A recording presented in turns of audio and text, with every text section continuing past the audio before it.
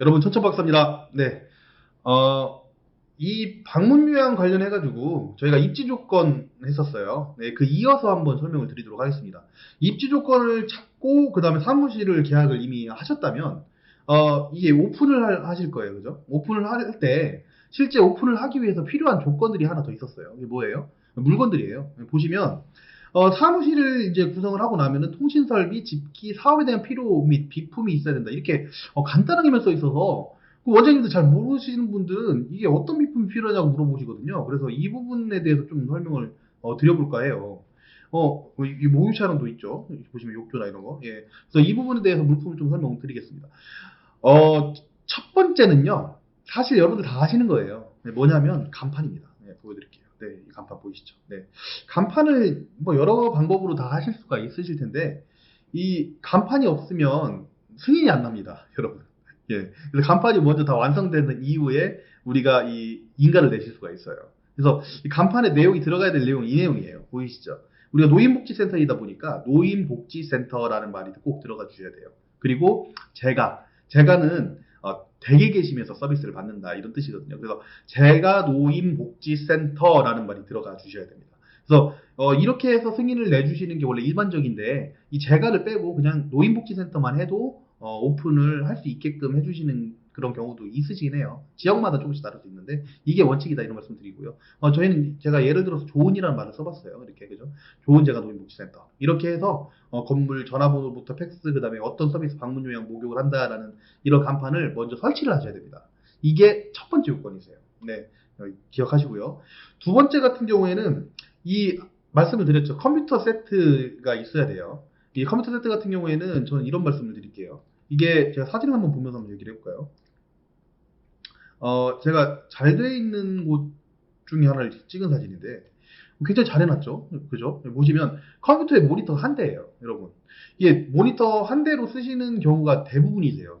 근데 지금 업무가 굉장히 다양해졌어요. 그러다 보니까 저는 모니터는 두 대 정도를 놓고 쓰시는 게 굉장히 중요하다고 생각을 해요. 그래서 컴퓨터 사양 같은 경우 요즘에는 그 사무용 컴퓨터도 굉장히 저렴하게 잘 나오거든요. 뭐 40만 원이면 사요. 그렇죠? 근데 다만 모니터도 한 24인치로 한 두 개 정도. 그게 또 이 책상 크기가 안 된다 그러면 20인치로 두 개 정도를 놓고서 하시면은 업무 효율이 굉장히 늘어납니다. 그래서 그걸 세트를 이제 구입을 하시되 처음에는 컴퓨터 한 두 세트 정도를 구입하셔서 하시면 좋을 것 같고요.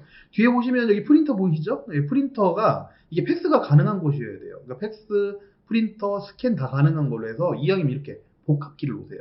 이게 처음에 오픈하실 때 원장님들이 작은 프린터로 된다고 생각을 하시는데요. 이게 한 달에 쓰는 종이가 어마어마합니다. 이게 장난 아니에요. 예, 그래서 그 부분을 꼭 생각을 하셔가지고 이왕이면 이렇게 네, 좀 크고 네, 임대하시면 요즘에 한 저런 그 컬러 프린터는 그 크기 필요 없거든요. 흑백 프린터는 한 7, 8만 원 정도면 보통 하더라고요. 그래서 그렇게 해서 갖춰주시는 게 좋고요. 전화를 놓으시게 되는데요. 전화번호를 저는 이제 그래요. 보통 이제 인터넷 가입을 하시게 되잖아요. 그러면 인터넷 전화를 같이 신청을 하시더라고요. 근데 저는 이왕이면 지역 번호가 있는 전화기를 놓으시라고 말씀드리고 싶어요. 이게 왜 그러냐면 어르신들 잘 안 받으십니다. 070 전화. 저도 잘 안 받거든요. 그래서 그 부분을 대표번호를 따시거나 아니면 전화번호를 우리 지역 번호가 나오는 걸로 해서 하시는 게 굉장히 도움이 되실 것 같다라는 거고요. 앞에 나와 있죠? 이 테이블. 이 상담을 위한 공간이 필요해요, 여러분. 그래서 이 테이블을 놓고 여기에 이제 의자를 놓고서 보호자랑 그다음에 어르신 정도는 앉을 수 있게끔 그리고 우리 직원들이 와가지고 담소 정도는 나눌 수 있게끔 이렇게 하시는 게 굉장히 중요하십니다. 그래서 이 부분이 저는 이제 상담 공간 이런 부분들이 두 번째라고 제가 생각을 합니다. 그래서 이 부분이 굉장히 중요하고요. 그리고 앞에서 제가 말씀을 안 드렸는데 여기는 지금 사진에는 안 보이는데요. 서류가 굉장히 많다고 말씀드렸죠. 그래서 세절기를 사셔야 돼요. 세절기. 이 개인정보 보호 때문에. 이 개인정보 보호는 제가 두 가지로 말씀드리고 싶은데 하나는 세절기가 있고 그 다음에 캐비넷이 있습니다. 세절기 같은 경우에는 우리가 그 민감 정보 같은 경우에 그냥 버릴 수가 없어요. 종이를. 뭐 다시 쓸 수도 없고요. 그러다 보니까 그 부분을 이제 부셔주는, 잘라주는 그런 도구입니다. 은행에서 많이 보셨죠. 그래서 그 도구를 사실 때 뭐 3만 원짜리도 있고 4만 원짜리도 있고 기워 그런데 저는 한 3, 40만 원짜리 좀 좋은 걸로 사시라고 말씀드리고 싶어요. 그게 일입니다, 여러분들. 예, 세절하는 게. 그러다 보니까 그 부분도 사실 돈이 들어가는 부분이다 이렇게 말씀을 드리고 싶고요. 캐비넷이 있어요, 여러분. 개인정보가 많거든요. 이 어르신들이나 이렇게 보시면 요양보호사 선생님들, 이런 등록 서류들, 이런 것들을 이렇게 넣어 놓으셔야 돼요. 책장에다가. 근데, 이 부분이 다 개인정보잖아요. 우리 주민번호라든지 아니면 그 주소라든지 전화번호라든지 이런 것들이 다 들어가 있기 때문에 이 부분을 보호를 할 수 있어야지만 오픈이 되세요. 네네. 그래서 보시면은 열쇠가 다 이렇게 달려있죠. 예, 예. 잠금 장치가 있는 캐비넷을 구입을 하셔야 된다. 이런 말씀을 드리고 싶고요. 마지막으로 물품을 크게 이제 두셔야 되는 부분. 이거는 뭐 이게 없다고 해가지고 오픈이 안 되고 그런 건 아닌데 생각보다 잘 모르시는 분들이 많으시더라고요. 이게 우리가 공공사업이기 때문에 이 뒤에 보시나요? 이 게시판이에요, 여러분. 게시판. 네, 보이시죠? 제가 여기 잘 진짜 이게 이사하시고 나서 찍은 사진이에요. 근데 이 센터가 정말 잘 만드셨다라고 생각한 부분이 이 게시판이거든요. 이 게시판에 보세요. 지금 A4 용지 3장을 붙이고도 공간이 엄청나게 남죠. 이분 아시는 거예요. 처음 센터를 오픈을 해보니까 야 진짜 게시하는 거 엄청나게 많은 거예요. 응? 우리 어르신이 오셨을 때 보여주고 싶은 내용들 그리고 공부해야 될 내용들이 너무 많은 거예요. 그래서 저는 그렇게 말씀드리고 싶어요. 이렇게 크게까지는 못하셔도 할 수 있다면 이렇게 아예 크게 만드시는 거 좋고요. 적어도 이런 A4 용지가 한 12장 정도는 들어갈 수 있는 크기의 게시판을 구입하시는 게 좋을 것 같다라고 말씀을 드립니다. 이제 일단 물품 이렇게 막 주저 없이 이것저것 두서없이 얘기를 해드렸는데요.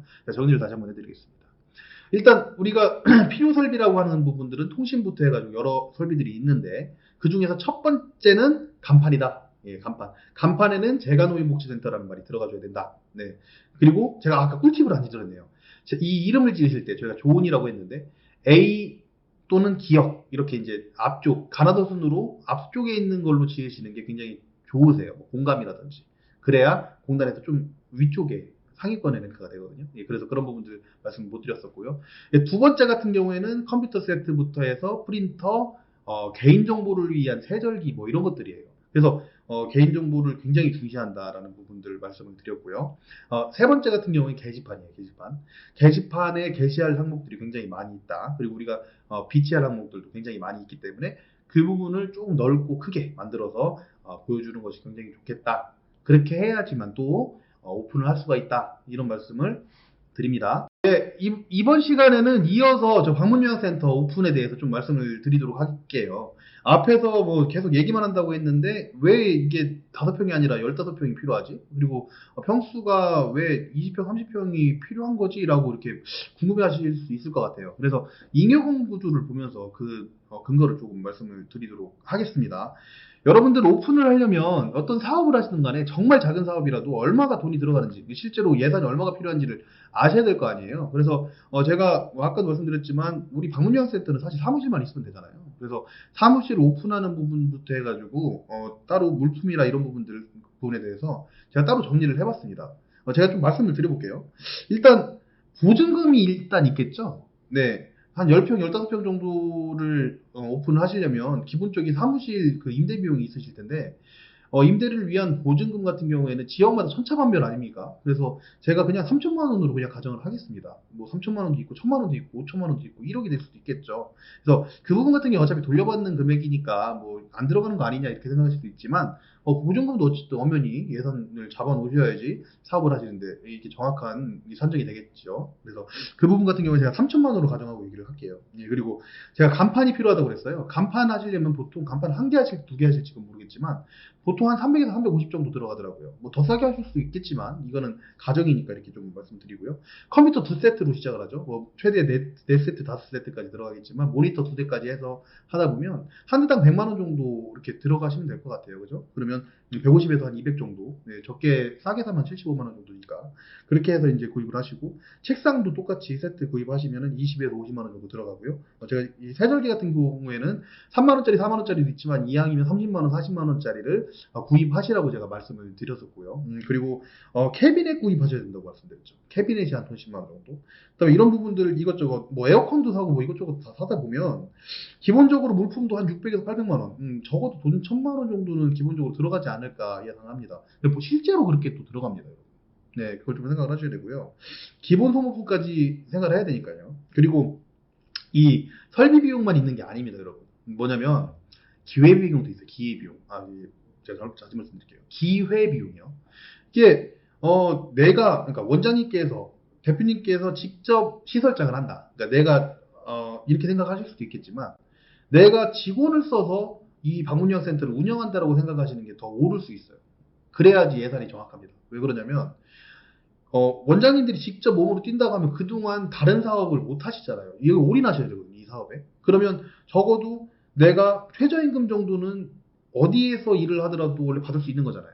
그렇게 생각하면 올해 최저임금으로 따졌을 때 여러분 한 210만 원에서 220만 원씩은 매달 들어가시는 거예요. 그게 얼마나 유지가 되냐? 이게 짧으면 6개월, 길면 한 2년 정도인데 제가 6개월만 잡으면 그것도 한 돈 1200, 1300 정도 되죠. 여러분들. 그렇죠? 그러다 보니까 저는 이렇게 얘기합니다. 방문요양센터를 오픈하시려면 적어도 5천에서 6천만 원 정도는 가지고 계셔야 된다. 예. 근데 여러분들 체인점 하시는 경우도 있어요.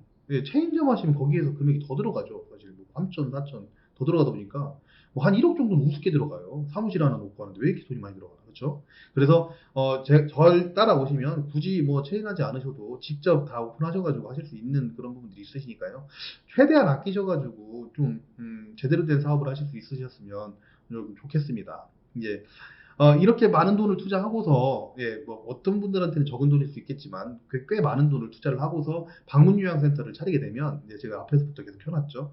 어떻게 수익 구조가 나게 되냐? 이렇게 됩니다. 여러분들이 오른쪽 결론만 한번 볼게요. 어르신들을 이제 초기에 15분 정도 이내로 모시고 있다라고 하면 계속 마이너스예요. 계속 마이너스. 예, 계속 마이너스고, 여기에는 지금 원장님 월급은 포함하지 않은 거예요. 예, 포함하지 않고 그냥 운영비나 이런 부분들을 생각을 해서 업무를 진행을 했을 때 45인 센터까지는 진짜 대단한 수익은 아니다. 이게 그냥 이거 그냥 내가 어디 딴 데서 일을 하는 거랑 비슷한 정도의 수익이다, 이렇게 좀 말씀을 드리고 싶어요. 그래서 정말 평수 자체를 막 너무 작게 해버리면 이게 70인 센터, 130인 센터 크게 가기가 사실 쉽지 않으세요. 여러 가지가 맞아야 되니까요. 예, 그래서 저는 적어도 70분 정도는 어르신들 모실 때까지는 여러분들은 죄인이다. 내가 이 사업을 왜 했을까? 이렇게 생각하실 수 있다는 거예요. 네. 이게 이렇게 된 이유를 알려드릴게요. 왜 이렇게 됐냐? 인건비 지급 수준이라는 게 있습니다. 우리 방문요양센터에는. 인건비 지급 수준이라는 건 여러분들의 인건비는 아니에요. 그러니까 센터장님 인건비는 들어가지 않아요. 사회복지사 선생님하고 그다음 요양보호사 선생님들의 인건비를 여러분이 공단에서 지급받는 금액, 그러니까 그 다음에 본인 부담금으로 받는 금액, 전체 합친 금액의 86.5%를 맞춰야 된다. 대단하죠. 네, 여러분 대단하죠. 이러다 보니까 대부분의 금액이 인건비로 나갑니다. 뭐 그건 어떻게 보면 당연할 수도 있어요. 어차피 파견을 하니까. 근데 좀 과도하게 크죠. 그래서 이 부분이 있기 때문에 인건비 지급 지출 비율을 맞춰서 이 사업을 하시려고 하다 보면 아까와 같은 그런 잉여금 구조가 나옵니다. 예. 그래서 이 부분을 참조하셔서 오픈하실 때 내가 어떤 말을 들으셨을지 모르겠어요. 이게 노인들이 굉장히 많이 늘어나니까 노인센터를 차리면 굉장히 좋겠다, 뭐 이렇게 생각하셔가지고 이런 강의도 들으시고 그 다음에 직접 알아보시고 하시고 사업을 시작하시려고 하실지 모르겠지만요. 정말 진지하게 정말 대규모로 내가 이 사업을 해봐야겠다. 노인 관련해가지고 서비스를 내가 해봐야겠다라고 생각을 가지고 사명을 가지고 하지 않으시면 쉽지 않은 사업이세요. 그래서 여기까지 들으시고 아마 끄실 분들이 많이 있으실 것 같은데, 네, 예, 제가 이렇게 말씀드려야지만 어쨌든 한 5천, 6천 이렇게 투자하시고도 손해를 보지 않고 사업을 제대로 영위하실 수 있으실 것 같아요. 예, 여러분 이렇게 다시 정리를 해드릴게요.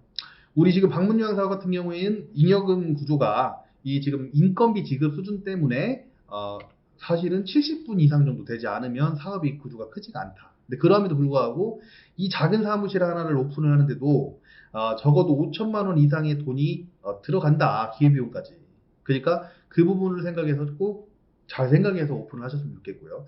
그럼에도 불구하고 오픈을 하신다고 하면 그 다음 단계, 제가 다음 시간에 설명드릴 어떻게 어르신들을 모시는지, 그 다음에 어떻게 하면 좋은 센터를 만들어 나갈 수가 있는지, 직원들하고 어떻게 소통해서 계속 진행을 하는지, 이런 부분들까지 계속 따라오시면 됩니다. 그리고 오픈하셔서 정말 자신 있게 내가 우리 지역의 어떻게 지역사회 허브가 되겠다, 이런 마음으로 이 사업을 시작하셨으면 좋겠습니다. 네, 일단 오늘은 여기까지 하겠습니다. 네, 감사합니다. 선천박사였습니다.